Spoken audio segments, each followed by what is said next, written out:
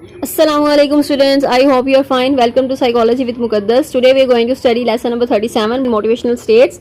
Homeostasis क्या होता है, होम्योस्टेसिस का कॉन्सेप्ट क्या है। होम्योस्टेसिस आपका बैलेंस है, ऑप्टिमल फंक्शनिंग सिस्टम है आपके बॉडी का, जो कि सर्वाइवल को मेंटेन करता है आपके। एंड ये होम्योस्टेसिस की डेफिनेशन इंपॉर्टेंट है एंड देन ये एमसीक्यूज इंपॉर्टेंट है जो कि हाईलाइटेड हैं। और इंटरनल आपके रिसेप्टर्स हैं, यहाँ पे एक्सटर्नल रिसेप्टर्स होते हैं, stimuli, brain mechanism, neural regulatory system होता है and all these are synchronised. तो ये आपस में सारे लिंक्ड हैं और ये सर्वाइवल को मेंटेन करते हैं आपके। और होम्योस्टेसिस सबको बैलेंस करता है और उसमें टेम्परेचर रेगुलेशन है, जितने भी मोटिवेशनल स्टेट्स हैं आपकी, टेम्परेचर है, हंगर है, थर्स्ट है, स्लीप है, तो उन सबको बैलेंस करना जो है वो होम्योस्टेसिस का काम है।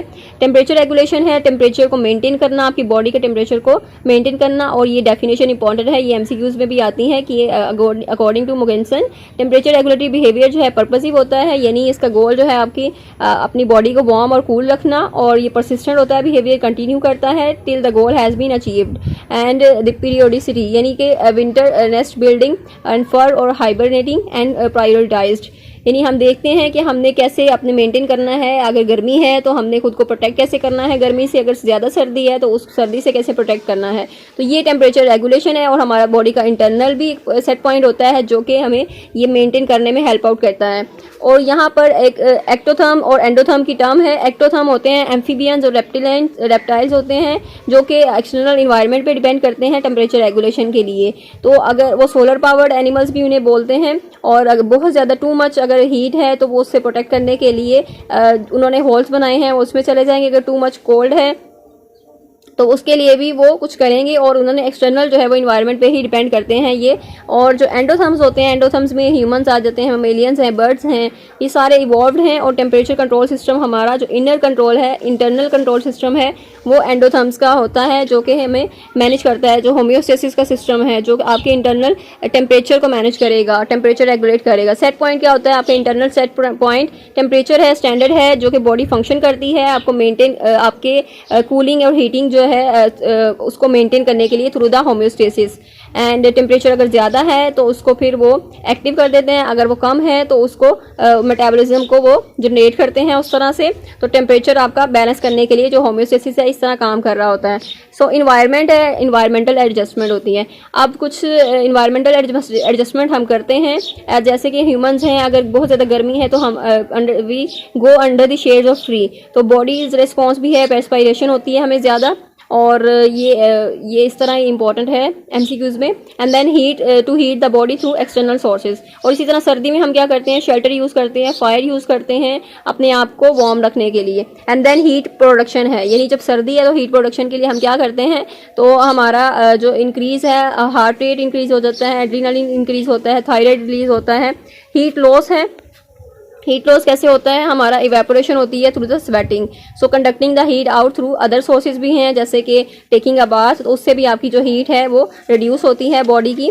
सो response to cold is constriction of blood vessels. और इसी तरह ही जो रिस्पॉन्स मतलब जो कोल्ड में आपकी जो ब्लड वेसल्स की कंस्ट्रिक्शन हो जाती है, और जब वेदर जो है वार्म होगा तो वो एक्सपैंड हो जाएंगी, डायलेट होंगी।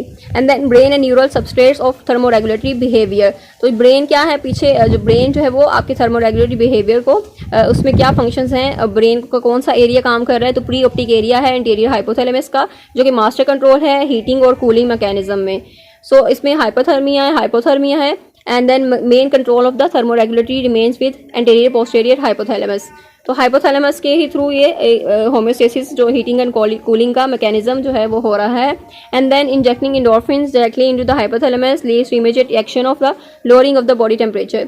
सो what happens in the fever, fever में क्या होता है, फीवर में जो बैक्टीरिया वायरस जो होता है वो पायरोजेंस प्रोड्यूस करते हैं जो कि आपके हाइपोथैलेमिक को इफेक्ट करता है। और हाइपोथैलेमिक का एक सेट पॉइंट है जो कि 98.4 होता है डिग्री, और उसको वो कम कर देता है, उसको ज़्यादा कर देता है। जो पायरोजेंस हैं वो ज़्यादा कर देते हैं उसको, बैक्टीरिया उसको ज़्यादा कर देता है, जिसकी वजह से वो टेम्परेचर हाई हो जाता है। और जो बॉडी है वो उसको भी सिग्नल जाते हैं कि हाइपोथैलेमिक का टेम्परेचर जो है इंक्रीज है और बॉडी भी उस लेवल पे पहुंचे।